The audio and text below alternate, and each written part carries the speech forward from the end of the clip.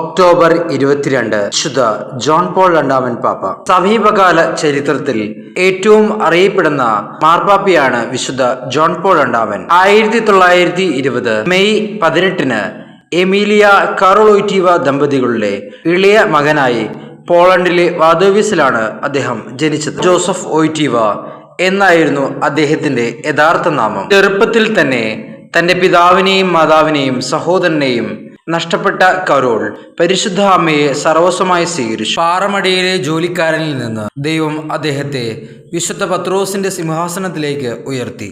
27 വർഷം അദ്ദേഹം തിരുസഭയെ നയിച്ചു.